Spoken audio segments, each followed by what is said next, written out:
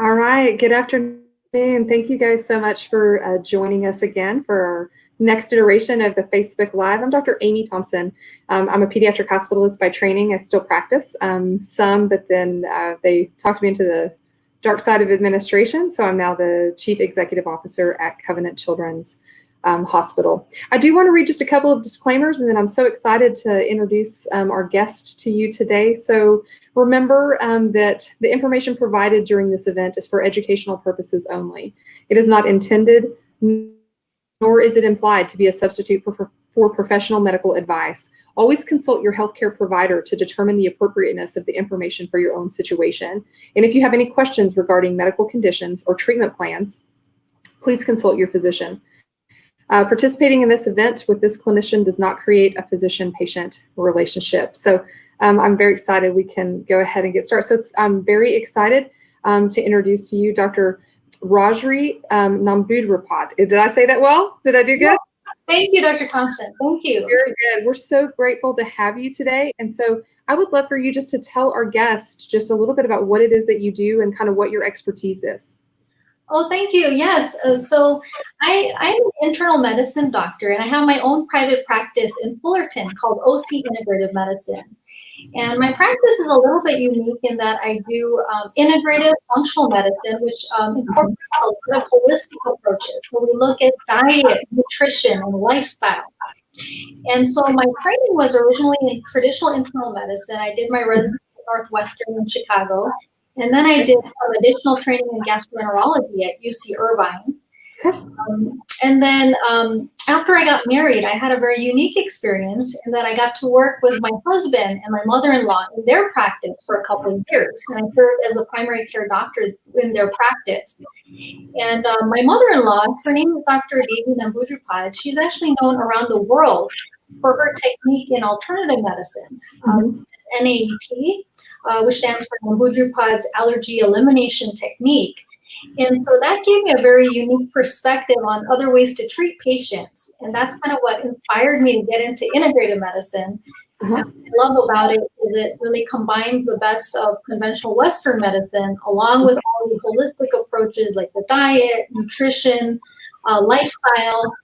And then also we're able to do a lot of additional testing sometimes to figure out what is the root cause of a patient's symptoms. And often we trace it back to something in the diet or a vitamin deficiency or something in the gut. And once we correct that root cause, we see such an improvement in their health.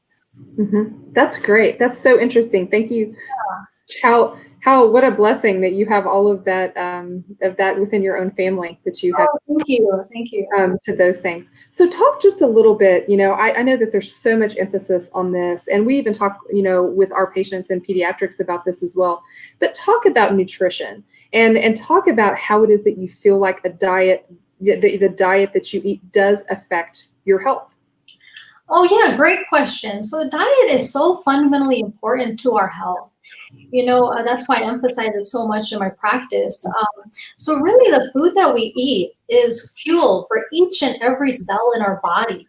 And it's actually information because it determines how our genes are going to be expressed. So, we all have our own genetic makeup that we're born with that we can't change. But the food that we eat then influences the way our cells are going to divide, the way they're going to be expressed. So it's very, very powerful. And what's interesting is we're constantly turning over cells in our body. So like every 35 days or so, we replace the skin on our body. Every 4 weeks, we're regenerating all the cells in our liver. And so this is all made from the food that we're eating. So what you eat literally becomes you. And the other amazing thing is the foods we eat influence strongly the types of bacteria that are going to grow inside our gut, known as the gut microbiome. And that's the whole ecosystem of trillions of bacteria. And we now know that those bacteria heavily influence our overall health. So they can influence inflammation in our body, our metabolism, our hormone, our mood, our sleep. So all of that comes from the diet, and so that's why I always think you want to give your body the best quality fuel possible. And one of the things I see in my practice is once we clean up a patient's diet, we see such a transformation in their health. Like sometimes we're even able to reverse disease, like certain things like diabetes, high blood pressure, fatty liver disease. We can see that get reversed, and we see patients lose substantial amounts of weight. We see their energy improve. And we see symptoms of inflammation go down. So like their joint pains, their body aches, we see that go away. And sometimes I have patients who have, chronic headaches their whole life, and all of a sudden no more headaches because they cleaned up the diet. So it really is that powerful. That's fantastic. Yeah. And as a pediatrician, this is something that we talk about a lot with our kids, and especially, I talk about the difference from when I trained in pediatrics. There was all this stuff, like all the things that you just mentioned, diabetes and heart disease and all this stuff. And I joke that when I was in residency, we just kind of tuned some of that stuff out because kids didn't have this, and that, wasn't really something that we were going to be dealing with. But we're seeing more and more of this in the pediatric age. And so I'm so on board with this kind of a conversation, is because I think if we could actually help those kids learn this information that you're talking about sooner, I think we would have a lot less adults absolutely that had all of these issues. So that's so exciting. Okay, so you hear on the internet, I'm going to say gut health. So, everyone talks about this gut health. And, when I look at the stores and you see stuff, there's all these diets that now talk about inflammation that you've referred to.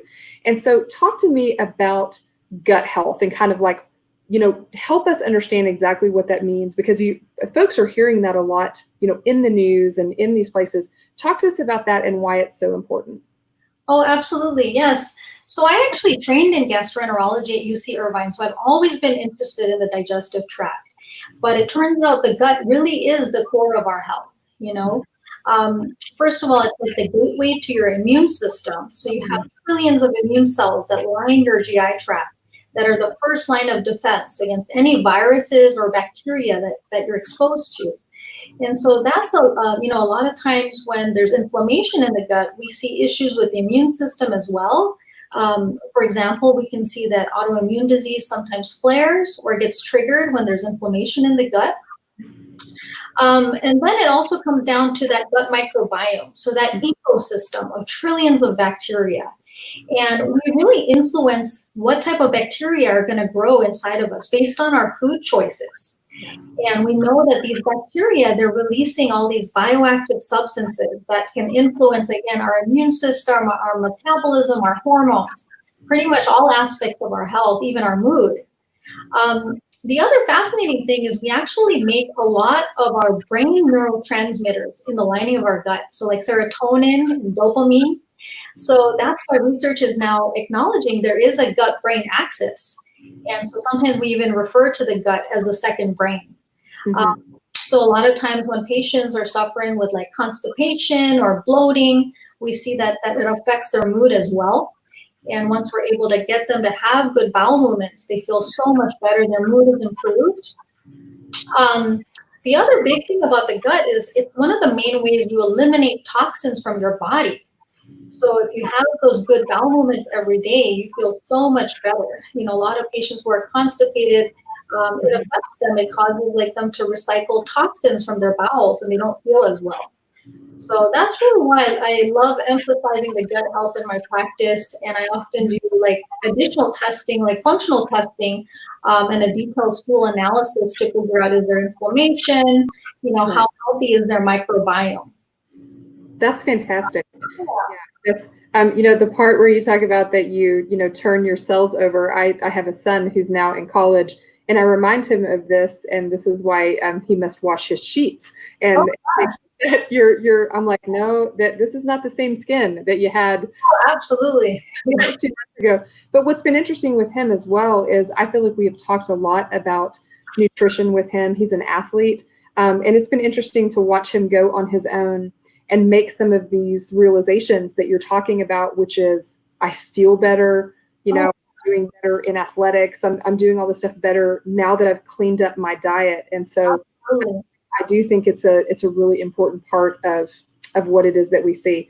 So, in the world of COVID, I can't do anything without actually asking, a question that has a relation to to COVID. So is there anything specific to COVID, or have you changed any of the recommendations, that you're giving to people about their nutrition in relation to COVID?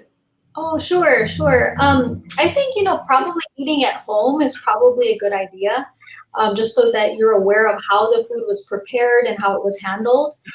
We're definitely encouraging patients to keep up their intake of vegetables and fruits. Because that's where you get all the protective phytonutrients and antioxidants, vitamin C from food. You also want to hydrate, because that's how you flush out every cell of your body. So it's so important for your immune system, especially right now. It's, it's summertime, it's so hot. So we're just reminding patients to drink plenty of water, and even sometimes to put a little squeeze of lemon and a pinch of salt. Sometimes that helps get the electrolytes into the cells better. So that's primarily what we're recommending, and also to avoid refined sugar. Yeah, sometimes when you're in quarantine, it's easy to get into the comfort foods, and dabble in sugar, but sugar does cause more inflammation in the body, and it lowers your immune system. So you want to try to stay away from that as much as possible. That's great. Yeah, we were laughing at our house the other day that my son went out to do some shopping when all the COVID thing started, and I was working here at the hospital, and I was going into the refrigerator the other day, and I was like, we can eat none of this. And he was joking that was the only thing that had been available. So I also think during this COVID, there has been some times that local places have been having a hard time getting the fresh fruits and vegetables and some of those things. And so I do think one of the things we have been emphasizing here as well is, trying to get back to that kind of healthy eating, because I know folks were saying, for a long time, some of those things weren't even available. Oh, for sure. So talk to me a little bit more, talk to me a little bit about what foods you think specifically. So you've mentioned some of them, but kind of even go with food groups and different foods help encourage a stronger immune system and kind of cut down on that inflammation. You've said the one that I love, which is sugar, but so. Yeah, so one of my favorites is the leafy greens, because leafy greens, like the dark one, so anything you like. It could be arugula, it could be baby spinach, kale, lettuce. They are so full of nutrients, folate, magnesium, calcium, vitamin C. And so they're so good for your gut microbiome, reducing inflammation. So that's a big one that I really like. Lemon and lime is also great. So you can use lemon juice and fresh lime juice in your salad dressing. So you just mix it with extra virgin olive oil, and you have a really nice fresh salad dressing. You can also sip on lemon water or lime water throughout the day, because they're so alkaline and reducing inflammation, and you're getting that fresh vitamin C. Garlic is also great. So garlic has an active compound known as allicin, which is very antimicrobial, antiviral, and it adds great flavor to your food as well. And then oregano. So oregano is the Italian or Mediterranean herb. But oregano has anti-inflammatory, antimicrobial properties too. So just add that to your food. Nuts and seeds are great if you digest them, because nuts and seeds have so many trace minerals. So you're going to get your zinc. Zinc is so big for the immune system. You want to keep up your intake of omega-3 fatty acids, because that's very anti-inflammatory. And great sources of omega-3s are wild fish, so like wild salmon, and then as well as pasture-raised eggs. And vitamin D. So vitamin D is huge for the immune system. And great food sources are also wild salmon, and eggs as well are also great sources. And then dairy products, if you tolerate dairy products. Okay, very good. Yeah. You can think of? I think spices are also good. So if you're feeling a little under the weather and you want to boost your immune system up, adding a little black pepper. Black pepper also activates the immune system. And then cooking with turmeric. Turmeric is that Indian yellow spice. Yeah. It has a lot of anti-inflammatory benefits and boosts up your immune system. Yeah, I've even seen some of the turmeric on, they're selling it out now at some stores, as supplements and stuff. Oh, so, absolutely, yes. Yeah, I have a lot of people with the turmeric or the curcumin supplements as well. So I get asked this question a lot when I'm talking with my patients and stuff about, is they say, so is it imperative obviously, I always say this is all the stuff that our moms taught us, which is we should eat our vegetables, we should eat, fruits. But what about organic? Do you think you have to buy organic? I get asked this question all the time. Yeah, so I think that organic does make a difference. The organic produce has more nutrient content, and sometimes even tastes better. So if you've ever compared an organic apple to a regular apple, big difference in taste. But what I recommend, because of the cost, I encourage people to get familiar with the Dirty Dozen list. Okay. So those are the top 12 items that are highest on the pesticide rating. Okay. And please try to buy those items organic. And then just do the best you can, even if you can't buy everything organic. So the top that are highest in pesticides are like anything that's fuzzy, like peaches or berries. Apples are also one of the highest on the Dirty Dozen. Celery, leafy greens. Those types of things, try to buy organic. That's a great suggestion, and I love that. We'll make sure that that we remember to. I like the Dirty Dozen, so I'll Google that. That's really good. But that's what I've been told before is that if we can buy as many things, but the thing that I always tell my patients is if you're someone who is on a budget and you're really worried about your budget, it is still better for you to buy fruits and vegetables. Absolutely. Fruits and vegetables, yes, absolutely. Okay. That's great. So what about when you're thinking about stress levels and your mood, kind of mental health, are there any particular foods that you would really encourage people, in that regards? Yeah, great question. So I really like herbal teas. One of my personal favorites is the Rose Tulsi tea by Organic India. Okay. And Tulsi is holy basil. So it's an adaptogenic herb, meaning it helps with the stress response. So I find it very calming and soothing. And so sometimes drinking herbal teas is really nice, helps you handle stress. I think also dark chocolate. So I'm a really dark chocolate. So 90%, if you can get to like that. It has a lot of antioxidants and flavonoids. So it's really, I find it boosting to the mood. It has a tiny bit of caffeine as well. And then I think that, sometimes it's nice to get recipes to bake things that are healthier versions of traditional comfort foods. So for example, I love baking healthy paleo muffins. And with healthy ingredients like almond flour, coconut flour, eggs, olive oil. So that way, it's a nourishing, nutritious snack, but it's still kind of comforting because it's like a muffin, ingredients in it. And then fruit. I think fruit, there's so much wonderful fruit in season right now because it's summertime, and fruit is like nature's candy. So it's better to have fruit than to have a refined sugar. So find the fruits that you enjoy. I personally love peaches. So there's lots of great fruit right now. That's awesome. Peaches are my favorite as well. So on that. So you've also talked a little bit about hormones. And so talk about balancing of your hormones, through food. Talk about, if there's an effect on that. Yeah, absolutely. So actually, hormones is something I specialize in my practice. So I see lots of women who are suffering from thyroid disorders, or they have menstrual issues like irregular periods or menstrual cramps.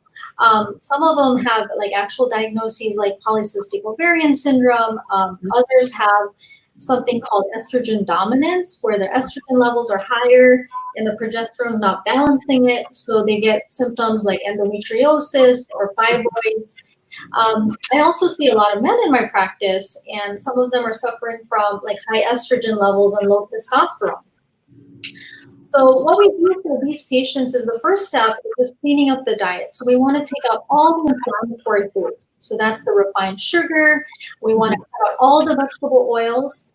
I've definitely seen a relationship between the vegetable oils, which are like canola, corn, soybean oil, and menstrual cramps. So when patients cut it out, a lot of their menstrual cramps improve. And then we try to gradually ramp up their intake of vegetables. And then the cruciferous vegetables, so these include broccoli, cauliflower, cabbage, Brussels sprouts. These all have a special role in hormone balance because they have these compounds called indole 3-carbinol and diindolyl methane, which help metabolize the estrogens better. So it helps a lot of these patients who suffer from estrogen dominance or for men who are suffering from high estrogen levels. Then the other thing we find is that alcohol can also really affect hormones. So when a person's consuming alcohol, the liver has to focus on metabolizing the alcohol. So it doesn't do as good a job metabolizing the estrogen. So one thing we observe in women, for example, who are estrogen dominant is that just one glass of wine will raise their estrogen levels like 30%. Wow. Yeah, so when they cut back on the alcohol, we see improvement in the estrogen levels. And same thing with men. So let's say someone's drinking beer every day. When they cut out the alcohol, estrogen levels go down. And the other thing we find in men is when they cut out some of the non-organic dairy products, maybe non-organic poultry, they get less exposure to the xenoestrogens, which are those chemical estrogens that they're getting from foods. So again, going more in an organic direction, we see improvement in hormones as well. That's great. I suffer from polycystic ovarian syndrome. Okay. That one of the biggest things that I have done with my OB physician is to do the diet that you're talking about. So specifically, I have been able to have a lot of improvement of those symptoms simply from changing my diet. So I would give a big shout out to people that are thinking, gosh, is it really true that you can just with a change in your diet? And obviously we want you to talk to your physician, about things. So they were really able to tell me the specific things for PCOS that are helpful for those symptoms. So I'm living proof that really that the change in diet really can make a huge difference with your symptoms. Yeah. All right. So there's a lot of people who are watching this and they're like, this is awesome. But it can feel, and I hear this from folks, it can feel so overwhelming about, how it is that you kind of make this change. And so what are some easy ways to incorporate kind of some of the things that you've talked about into, our busy schedule? I always feel like the hardest thing for me is I'm busy. And so making sure that I take time to prepare. But talk to us about what are some of those suggestions. Sure. So, I just recommend, when you go grocery shopping, you want to get a large assortment of vegetables. That's your main thing. But if you're super busy and you're not sure when you're going to use it, you can also buy frozen vegetables. As long as there's no other ingredients, it's just the vegetable. You can do that. Like you can get packets of frozen spinach or frozen peas, and that's perfectly fine too. One of the things I like to do is buy like the big containers of like the pre-washed greens. So like arugula, baby spinach, baby kale. So it makes it so easy for me to throw together a salad. So I always buy lots of lemons and limes because that's how I dress my salads. I just put fresh lemon juice, olive oil, a little salt. So it's so easy. And then I recommend keep some good nuts because nuts are great to snack on. They're so good to top your salad with for the crunch. So walnuts, almonds, whatever you like. Nuts are also great to throw into a smoothie. Like, for example, walnuts, if you just add a little bit to your smoothie, it makes it creamy, really nice and creamy. And then sometimes it also helps to keep like a really high quality protein powder on hand so that you can make a quick smoothie anytime. So some of my patients, they like a bone broth protein, some like a vegetarian pea protein. But all you need to really throw together a smoothie is just get a scoop of protein powder, throw in a handful of greens, a few nuts, little unsweetened almond milk and blend, and you have a beautiful, healthy smoothie. So you can do that anytime, really quick. My other really good tip is if you like soup, that's a great one because you can make a big pot of like chicken soup loaded in veggies. And it's so hydrating and soothing, and it'll last you a couple days. So that's one of my favorites. And then as far as protein, some easy quality proteins are like eggs because they're easy to make and they're so nutritious. And then they also sell like wild salmon now in BPA-free cans. Yeah. That's really easy. Just put that on your salad to get some good quality protein. That's great. You've actually mentioned the things on the weeks that I prepare just a bit. And so we have done this where I'm now making a big pot of soup on Sundays in preparation for the beginning of my week. And what it does is it keeps us from, we had a baseball game last night. And so rather than just stopping by and doing fast food, I can grab some soup because it's, it's already made. And so really making sure that I prepare for the week I love this idea. And actually, the smoothie thing is like the total PCOS diet thing. So I have like 17 recipes for smoothies. So I'm also a fan of Great. the smoothie, and I love them. So I think it's so easy for breakfast. I have to find something else to make for my kids, but to your point, trying to do healthy eating, if I make a lot of eggs, this seems to be something that satisfies them. So let's talk about toxins. So times when you talk about toxins, there's a lot of things that are on the market, and so like when you go to the market, you see all of these supplements and things like this that say that they remove toxins. So talk about a little bit about that, and then how you would recommend us interacting with those suggestions. Yeah, sure. Yeah, so we're all exposed to toxins all the time, whether it's from our food or the environment. I think one of the first things you want to do is just hydrate really aggressively, because that's how you flush out every cell in your body. So you don't want to even overlook something as simple as hydration.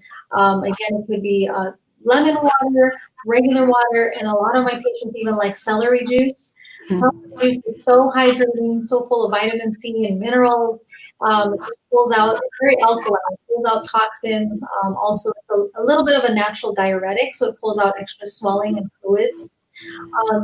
The other, as far as food goes, I recommend, bitter greens like the arugula, chard, dandelion greens. They promote the liver detox pathways, so that's really big. Exercise is huge because you're going to sweat out a lot of the toxins, so I really encourage exercise. Bowel habits. So that's, again, another way you're eliminating toxins. So again, if you're not going every day, a lot of times I give my patients a little magnesium citrate to bedtime, because most people are a little low on magnesium anyway. So it helps with their sleep, and then they'll wake up next morning and have a good bowel movement. And then there are some supplements that do help with detox that I sometimes add. One of my favorites is glutathione. Glutathione is like the master antioxidant detoxifier for the liver. So sometimes I give my patients glutathione. The other big one I really like is a methyl B complex, which is just all the B's in the methylated form, because that helps promote all the methylation pathways and detox as well. And then magnesium, again, like I said, is one of my favorites for getting the bowels to move. That's outstanding. Thank you. I want to just jump really quick. We have just a question that came through on our chat, and I want to talk about. The question is, please talk to us about probiotic supplements. So that wasn't one of that's from our Facebook family. Sure. Yeah, so probiotics, as you know, is the good bacteria for our gut microbiome. And as you know, the microbiome is so influential in your overall health. So probiotics, I don't recommend them across the board. I kind of take it case by case, patient by patient. So if there is a gut issue, or the patient's having a lot of bloating or constipation or irregular bowel habits, those are times we may consider a probiotic. And usually when we're looking for a good probiotic, we look for one that has 5 or more strains of bacteria. So it's a diverse probiotic, and also usually about 20 billion or more colony-forming units. So that's a pretty substantial dose. And the best time to take a probiotic, usually I advise patients to take it first thing in the morning on an empty stomach with a big glass of water, so that it can go and colonize your GI tract. Yeah.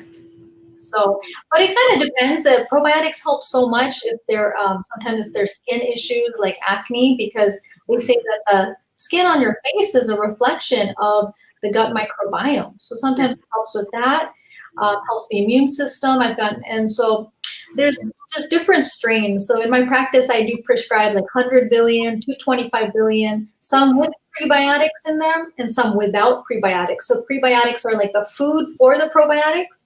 And depending on the condition, sometimes prebiotics may not be the right thing to do. It causes more bloating.